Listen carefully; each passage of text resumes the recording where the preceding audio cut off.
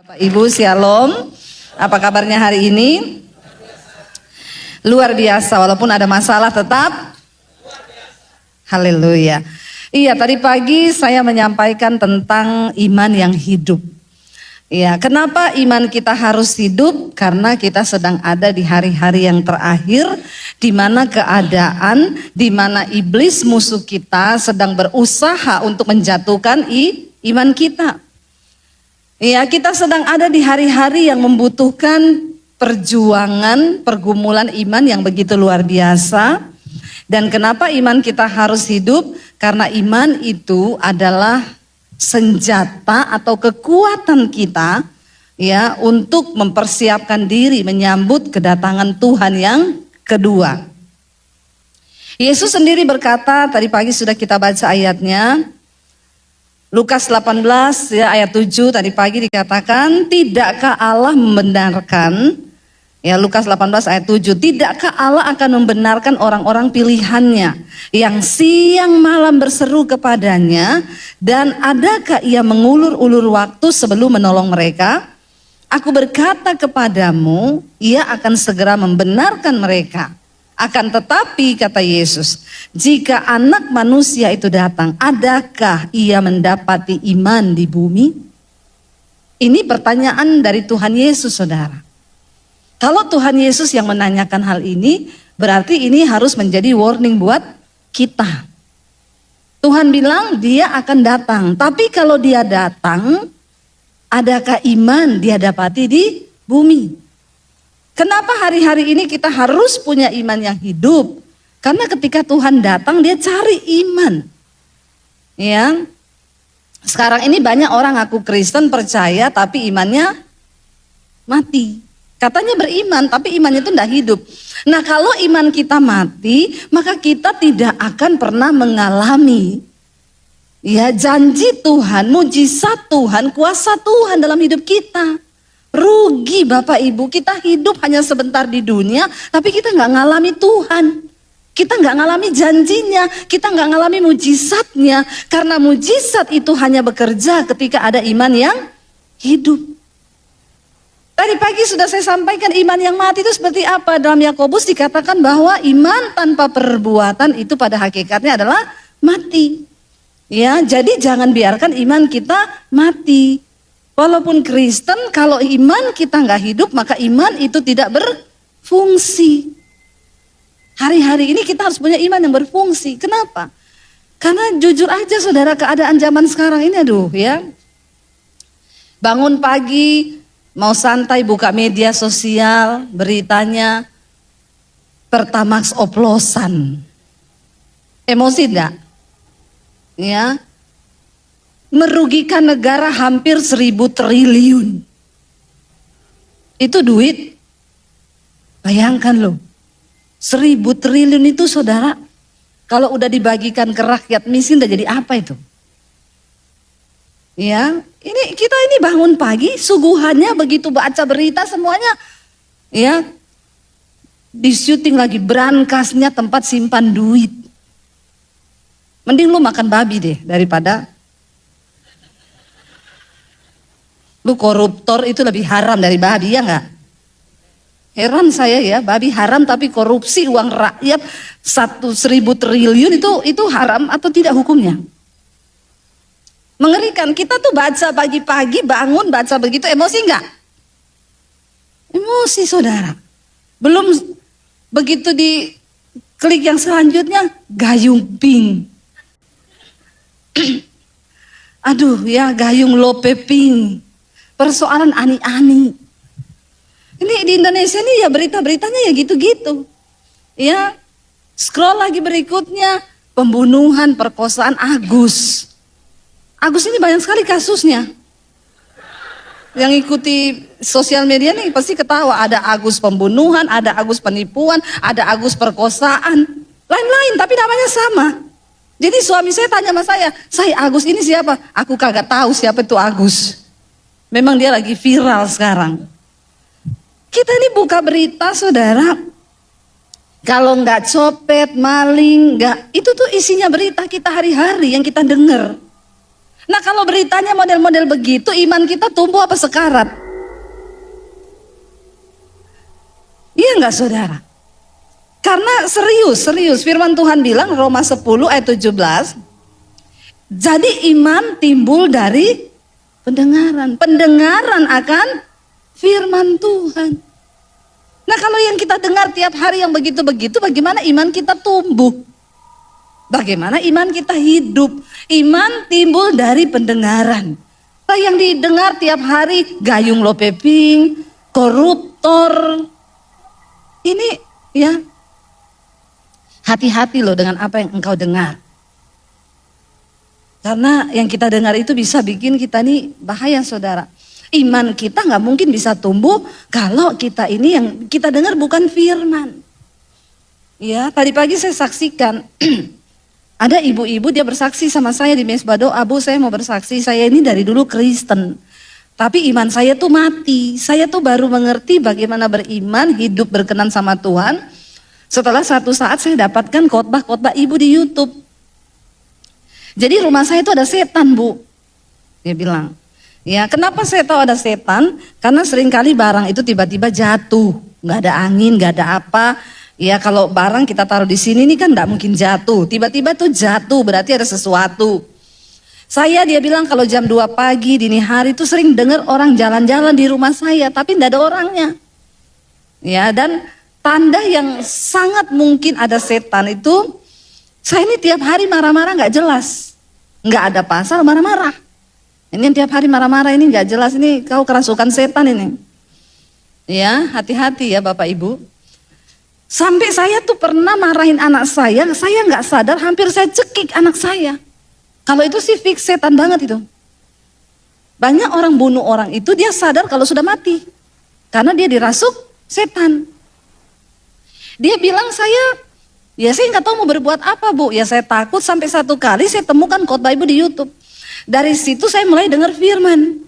Saya mulai dengar pengajaran, saya rajin baca Alkitab. Pagi malam saya dengerin khotbah-khotbah ibu tuh. Iman saya tumbuh, iman saya hidup, saya tiap hari di rumah nyanyi-nyanyi, gak marah-marah lagi. Dan sampai hari ini Bu, gak pernah ada setan di rumah saya. Karena setan itu tidak suka tinggal dengan orang yang imannya hidup. Amin saudara. Saudara gak perlu undang pendeta, suruh doa, rumah saya ada setannya, panggil Pak Yusuf, panggil Pak Kaleb berdoa. Panggil Debbie Basir berdoa. Oke mungkin kita doakan saat itu setannya pergi. Tapi kita pulang setannya ajak 7 setan yang lebih jahat. Datang ke rumahmu, kenapa? Karena imanmu mati. Ya, ayo hidupkan imanmu. Karena kalau iman kita hidup banyak sekali perkara-perkara rohani yang luar biasa yang bisa kita alami bersama Tuhan. Dan itu bisa menjadi kesaksian. Amin saudara. Hidupkan imanmu. Ya, saya pengen kita lihat saudara 1 Korintus 2 ayat yang kelima. Ini nasihat Rasul Paulus saudara. Dia bilang begini, 1 Korintus 2 ayat yang kelima. Baca bersama 1, 2, 3. Supaya iman kamu jangan bergantung pada hikmat manusia, tetapi pada kekuatan Allah. Jangan bergantungkan imanmu sama manusia siapapun dia. Kenapa saya sampai hari ini saya enggak mau suruh doakan ya, bukan ya, saya beda ya, kalau Pak Yusuf harus doakan ya, walaupun kadang jemaat tuh alay lebay Pak. Sakit perut suruh doakan, pusing suruh doakan. Ya, kalau saya tuh saya enggak mau. Bu doakan, kemarin ketemu orang di bandara, Bu Debbie ngejar saya, Bu Debbie doakan saya dong. Doakan apa Bu? Ya, kadang jemaat itu latah loh. Tiap ketemu pendeta mintanya didoakan. Saya tanya doakan apa Bu? Ya pokoknya doakan, enggak usah, ibu pulang doa sendiri. Kenapa? Kalau kita doa di sini basa-basi. Tuhan juga enggak dengar Bu. Bagaimana caranya mau berdoa di bandara? Tuhan dalam nama Yesus, mungkin saya bisa senangin hatinya dia. Tuhan dalam nama Yesus jamah dia, urapi dia. Sudah pikir doa yang begitu Tuhan dengar? Pret. Nggak usah basa-basi sama Tuhan. Doa yang didengar Tuhan itu doa yang lahir dari hati yang hancur. Makanya Yesus bilang kalau kau mau berdoa, masuk kamar tutup pintu. Nangis di sana, itu yang benar. Makanya jangan titip-titip doa sama pendeta. Supaya imanmu itu tidak bergantung kepada manusia, tetapi kepada kekuatan Allah. Amin saudara. Itu iman yang hidup. Saya ajari jemaat, kalau kau pengen punya yang hidup, pertama ndak usah titip doa. Karena untuk mengalami mujizat nggak ada just tip. Amin. Jangan just tip saudara. Ya, perkara-perkara rohani itu nggak ada just tip. Urusan Tuhan, urusan beriman, itu urusan kita sendiri dengan Tuhan. Ya, ndak usah just tip, ndak usah. Nah, saya bilang doa sendiri aja Bu, pulang, ndak usah basa-basi. Ya, ngapain coba kita di bandara basa-basi, Tuhan berkati dia Tuhan. Tuhan bilang lu doa sambil lalu begitu, kurang ajar banget kau nggak menghormati aku. Kita ngomong sama presiden, bisa nggak kita ngomong sama presiden? Pak Presiden tolong titip ya. Ya nggak bisa saudara. Apalagi sama Tuhan. Datang dengan rasa hormat. Ya, Tuhan Yesus berkata tadi kita sudah baca di sana. Apakah Allah itu tidak akan membenarkan? Apakah Allah itu akan mengulur-ulur waktu untuk menolong kepada anak-anaknya yang siang malam berseru kepadanya? Tentu tidak. Dia akan segera menolong dan membenarkan mereka. Tapi kok sampai hari ini doa saya yang belum dijawab, jangan-jangan imanmu mati. Jangan berdoa dengan iman yang mati, karena kita nggak akan dapat apa-apa. Bagaimana iman yang hidup? Ayo lengkapi, sempurnakan imanmu dengan perbuatan. Kalau dibilang jangan selingkuh, jangan selingkuh. Kalau dibilang jangan kepahitan, jangan kepahitan. Kalau Tuhan suruh hidup kudus, jangan homo, jangan lesbi. Apa yang tidak berkenan pada Tuhan, buang. Waktu engkau mendapatkan perkenanan Tuhan, imanmu menjadi sempurna. Amin saudara. Ayo alami Tuhan, ayo hidupkan iman kita. Ada satu kisah dalam Alkitab, seorang yang imannya Tuhan bilang telah menyelamatkan engkau. Kita lihat bersama Markus 5 ayat 25. Markus 5 ayat 25 di sana dikatakan, aku adalah di situ seorang perempuan yang sudah berapa lama? 12 tahun lamanya menderita pendarahan. Saya mau tanya saudara, 12 tahun ini cepat atau lama? Lama loh. 12 tahun kalau nyicil rumah udah lunas itu. Sakit 12 tahun pendarahan. Ya. Wanita, misalnya kita datang bulan itu aja ya, kalau udah lebih seminggu itu udah puyeng kita ya. Ini 12 tahun dia pendarahan. Ini lama loh saudara. Dan itu pasti lemes, orang 12 tahun pendarahan tuh enggak gampang. Saya ini kurang darah, saya ini darah rendah, gula rendah. Jadi kalau lagi drop, aduh puyeng saya keliengan saudara.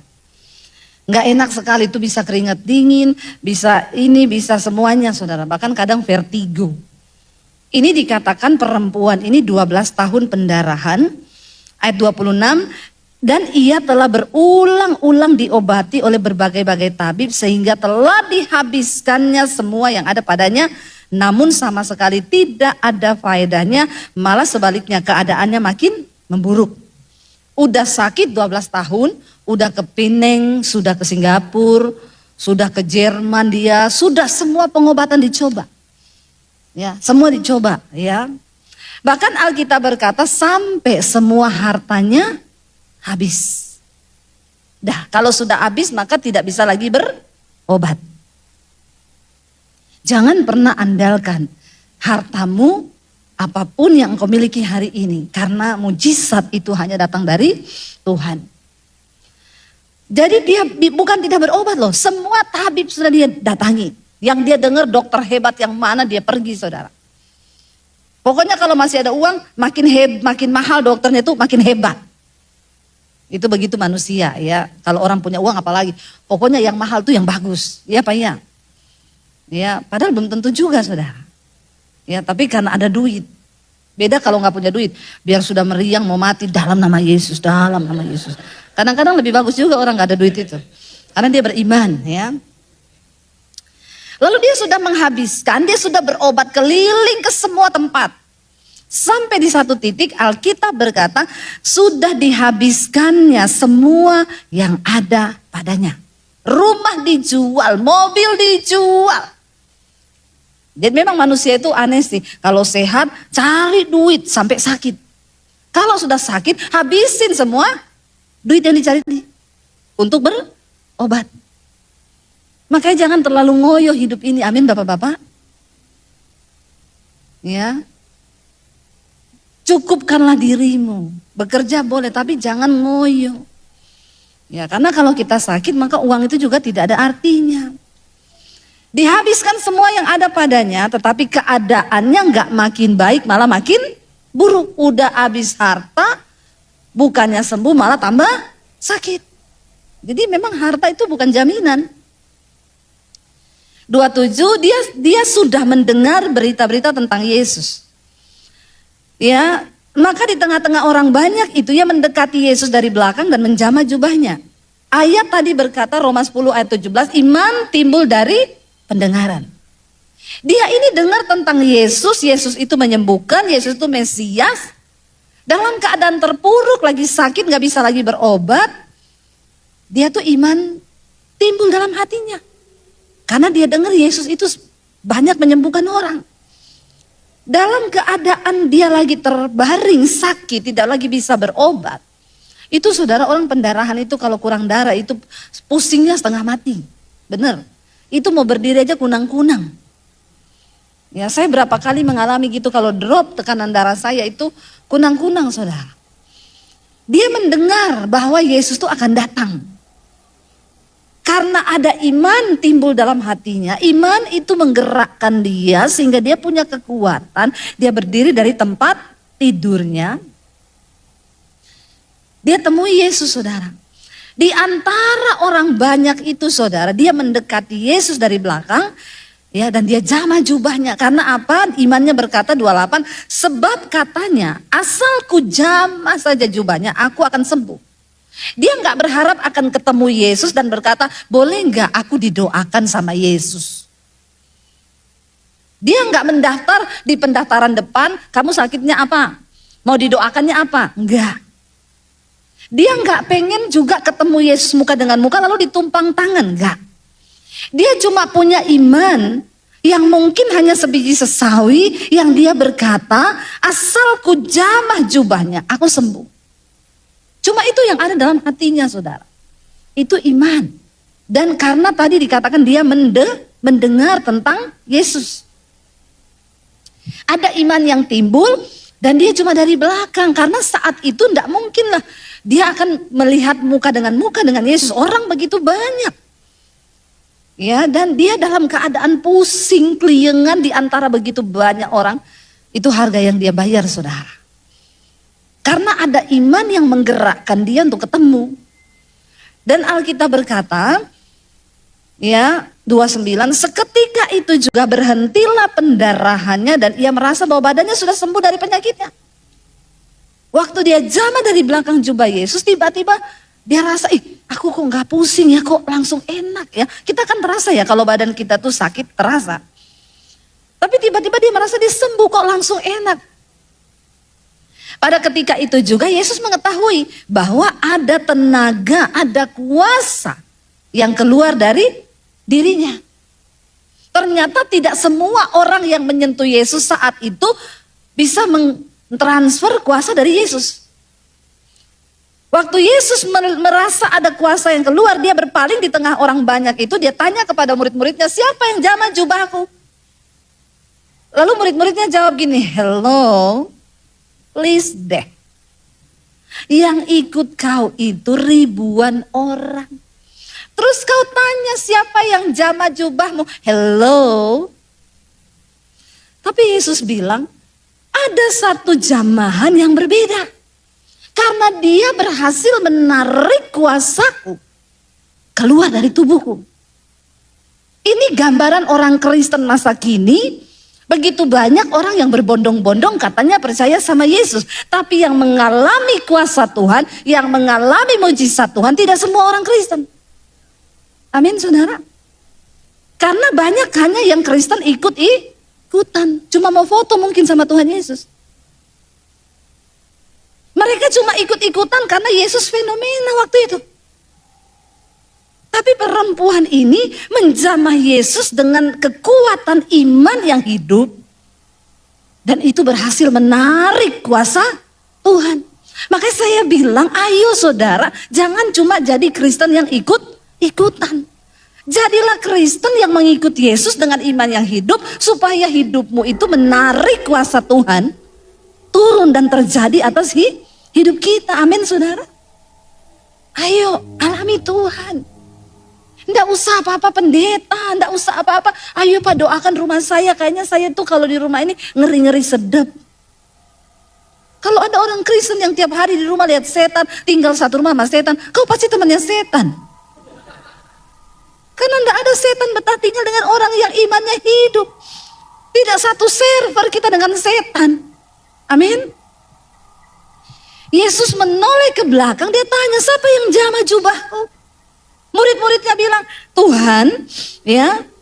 Murid-muridnya menjawab ayat 31, engkau melihat bagaimana orang-orang ini, begitu banyak orang ini berdesak-desakan, ya, dan orang-orang ini berdesak-desakan, engkau lihat, ya, dan engkau bertanya siapa yang menjamah aku? Hello, please deh. 33, perempuan itu yang melihat hal itu saudara, ia memandang lalu melihat siapa yang telah melakukannya. Yesus tuh sambil nyari-nyari, karena murid-murid itu nggak tahu, tapi Yesus tahu ada yang berhasil menarik kuasanya keluar. Bahkan Yesus tidak mengerti loh. Bahkan Yesus lagi tidak bersiap tumpang tangan. No saudara. Bahkan Yesus hanya berjalan. Tapi ada sesuatu yang menarik kuasanya. Ini luar biasa saudara, kebenaran ini. Ayo kita jadi Kristen yang bisa menarik kuasa Tuhan turun atas hidup kita.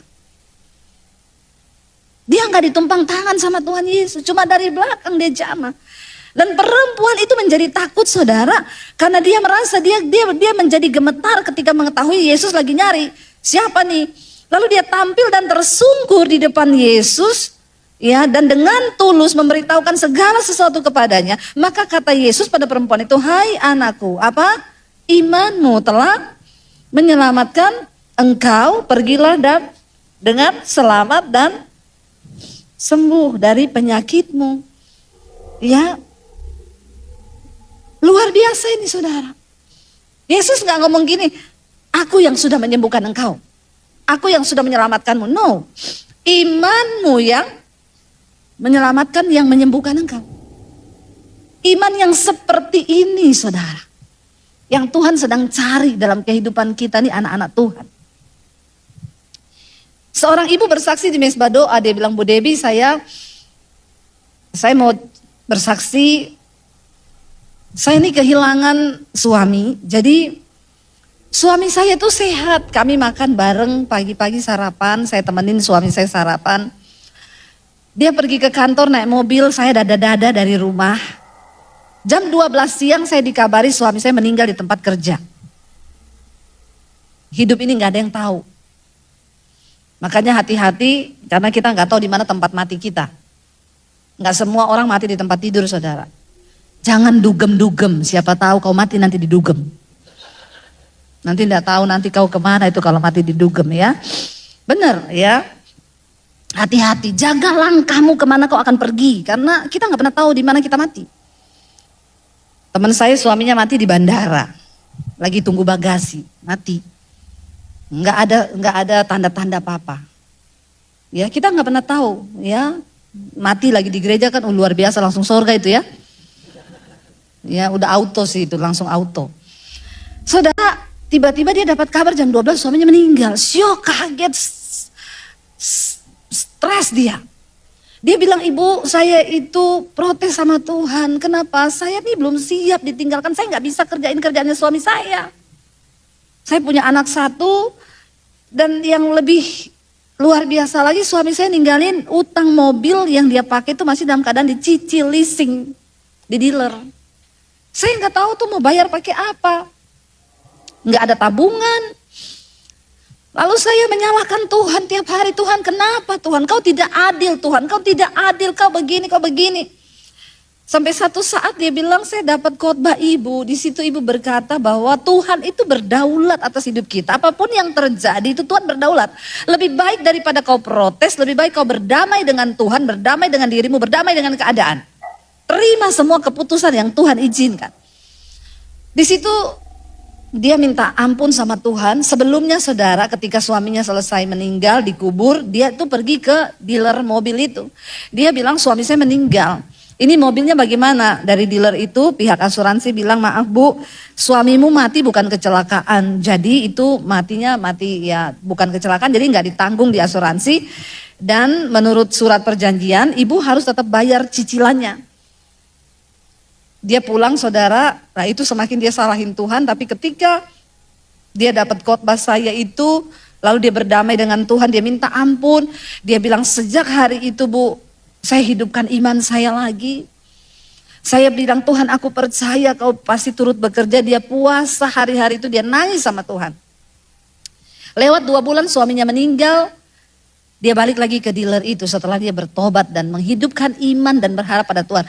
Dia bilang, sempat terpikir saya mau minta tolong pinjam uang sama keluarga. Tapi saya selalu ingat ibu ngomong, jangan pinjam-pinjam uang, berharap sama Tuhan saja. Lalu dia datang ke dealer hari itu dengan tujuan mau balikin mobil karena udah nunggak 2 bulan dia gak bisa bayar. Dia datang ke dealer, dia bilang, saya mau menyerahkan mobil ini karena sudah 2 bulan suami saya meninggal gini. Lalu orangnya bilang, sebentar ya bu, saya pelajari dulu, saya ketemu dulu sama atasan nanti saya. Tiba-tiba orangnya keluar dan ngomong, bu sudah saya pelajari, jadi ini ibu dianggap lunas mobilnya. Dan ada sedikit pesangon atas kematian suami ibu dari asuransi. Dikasih asuransi saudara, dikasih sejumlah uang yang dia bilang itu dia bisa pakai untuk buka usaha catering kecil-kecilan untuk melanjutkan hidup dia dengan anaknya. Tepuk tangan buat Tuhan. Ini kan seperti kisah janda dengan buli-buli minyak. Ya cuma karena sekarang udah gak ada buli-buli lagi, ya Tuhan bikin mujizatnya beda. Dia dapat modal untuk usaha catering dan melanjutkan hidup dia dengan anaknya. Bagi Tuhan itu gak ada yang mustahil saudara. Padahal dia sudah pergi waktu itu, sudah dibilang tidak bisa, suami ibu mati bukan kecelakaan. Jadi itu tetap ibu bayar dan tidak ada pesangon apa-apa. Ketika dia datang hari itu, hatinya rela mau balikin mobil. Tapi Tuhan yang sanggup mengubah keputusan setiap manusia. Karena Tuhan yang mengendalikan semua hati manusia.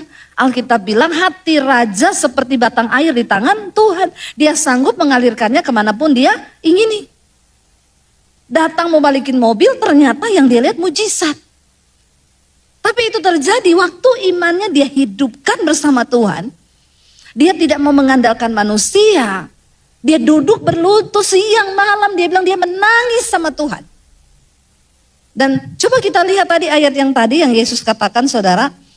Ya, yang di Lukas 18 ayat 7 tadi, ini saudara yang Tuhan bilang, tidakkah Allah akan membenarkan orang-orang pilihannya yang siang malam berseru kepadanya? Dan adakah ia mengulur-ngulur waktu sebelum menolong mereka?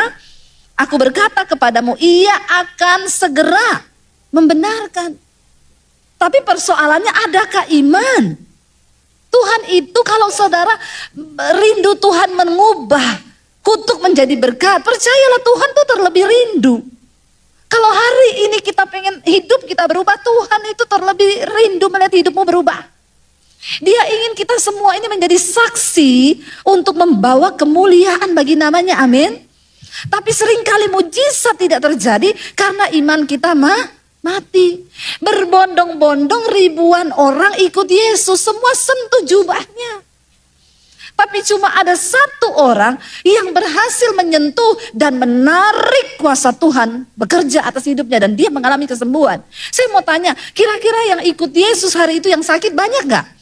Masih banyak. Tapi perempuan ini datang dengan iman yang hidup yang berkata, asal ku jamah jubahnya, aku sembuh. Amin saudara. Hari ini, mari kita buka mata rohani kita. Supaya kita mulai punya gaya hidup dengan iman yang hidup. Membangun kehidupan spiritual kerohanian kita dengan iman yang hidup. Ya, tiap hari dengar firman, baca Alkitab, dengerin khotbah. Ya, sehari 24 jam. Berapa jam yang kita beri untuk mendengarkan firman? Berapa jam yang kita pakai untuk scroll itu media sosial, TikTok. Ibu-ibu ya, sekarang banyak ibu-ibu TikTokan terus ya. Ini imanmu sekarat kalau gini-gini terus. Bentar lagi mati ya. Tiap hari saudara, agak-agak ya lain. Ayo coba dengar firman, kasih makan itu imanmu. Kasih makan manusia rohanimu. Supaya iman itu tumbuh. Amin saudara. Kenapa? Kita ada di hari-hari yang terakhir Alkitab berilang. Kita ada di masa-masa yang sukar. Saudara mau atau tidak. Saudara setuju atau tidak. Kita akan mengalami masa kesukaran di depan kita. Tapi Alkitab berkata, dunia ini memang sedang berlalu dengan segala keinginannya. Tapi orang yang benar akan tetap hidup oleh iman percayanya kepada Tuhan. Amin saudara. Mari kita terus mengharapkan Tuhan. Karena kita punya Tuhan yang besar. Waktu sudah lewat 5 menit. Kita bangkit berdiri bersama. Kita percaya saudara. Bahwa saat kita sungguh-sungguh punya iman yang hidup. Ayo. Ini waktu-waktu di akhir zaman Tuhan bilang. Dia akan menyatakan perbedaan. Antara orang-orang yang sungguh-sungguh mencari Tuhan. Dengan yang biasa-biasa saja. Mari kita menghormati Tuhan dalam hidup ini. Mari kita hidupkan iman kita. Supaya engkau tahu dan engkau alami bahwa engkau punya Tuhan yang besar. Amin saudara. Angkat tangan kita di hadapan Tuhan hari ini. Kita mau katakan di hadapan Tuhan. Aku punya Tuhan yang besar, yang telah berjanji